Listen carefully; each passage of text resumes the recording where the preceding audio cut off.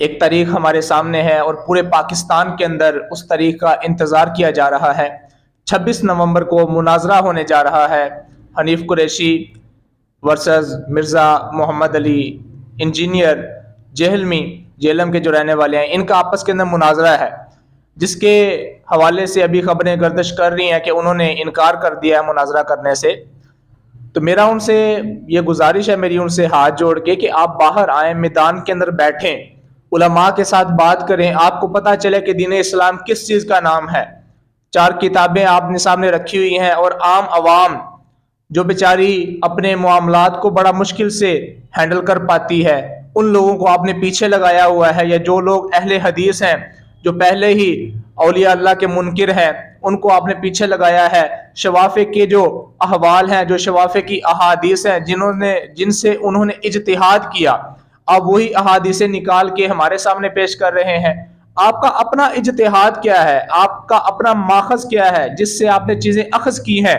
آپ وہ میدان کے اندر آئیں، آ کے بتائیں کہ میں نے یہ اصول بنائے ہیں، ان اصول کے اوپر میں نے یہ چیزیں نکالی ہیں۔ آپ بات تو کریں آ کے۔ پہلے آپ کہتے ہیں سلمان مصباحی صاحب کو لے کے آئیں، سلمان مصباحی صاحب نہیں آتے تو آپ کہتے ہیں جناب خادم حسین رضوی صاحب کو لے کے آئیں، ان کے پاس وقت نہیں ہے تو جلالی صاحب کو لے کے آئیں، جلالی صاحب نہیں ہے تو منیب الرحمان صاحب کو لے کے آئیں۔ جو بھی بندہ جس کے بارے میں آپ کہہ رہے ہیں، اگر اس کے پاس وقت نہیں ہے، حنیف قریشی آ گیا تو آپ ان سے بات کریں۔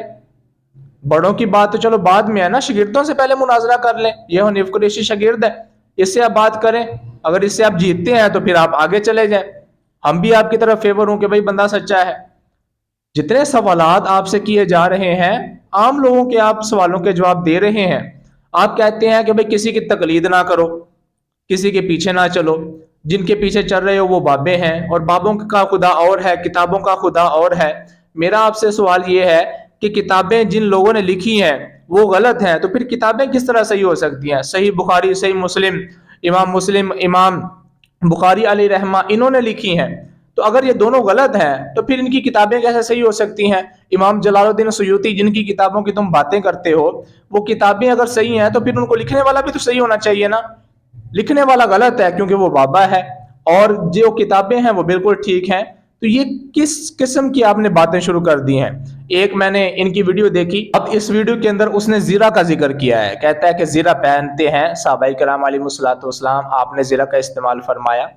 تو اس نے جو زیرہ سمجھی ہے، وہ زیرہ اس نے سمجھی ہے زا را ہا۔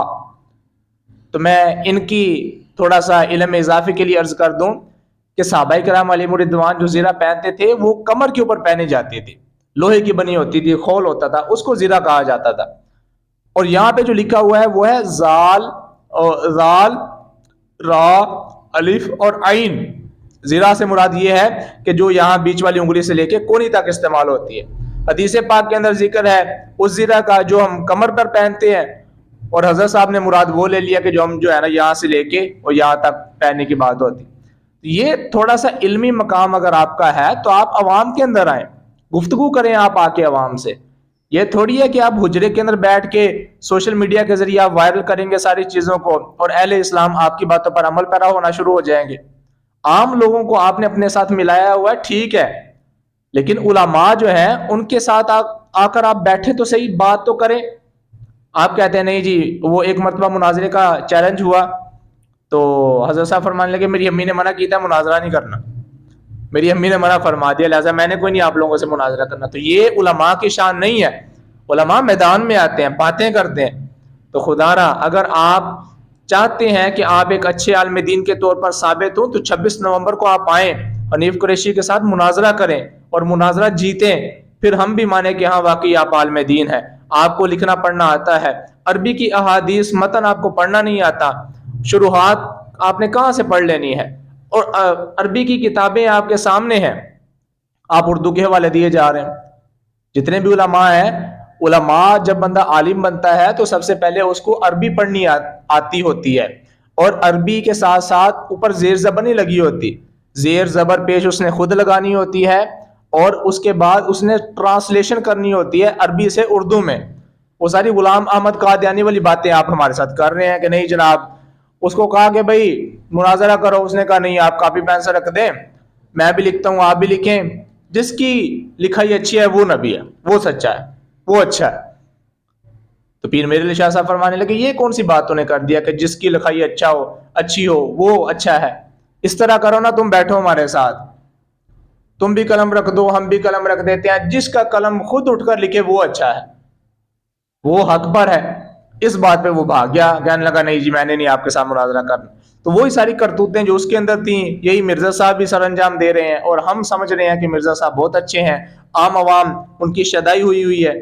تو دیکھ لیں حشر کس کے ساتھ ہونا ہے۔ رسول کریم علیہ الصلوۃ والسلام آپ کی حدیث پاک کا مفہوم ہے کہ جب فتنے پھیل جائیں گے تو پھر سواد اعظم جو بڑی جماعت ہو اس کے ساتھ چلنا۔ ہر بندہ دیکھ لے، گن کے دیکھ لے کہ سواد اعظم کون سی جماعت ہے، جو جماعت ہے اس کے پیچھے چلنا شروع کر دیں۔ اللہ تبارک و تعالی ہمارا حامی و ناصر ہو، آمین۔ وآخر دعوانا ان الحمد للہ رب العالمین۔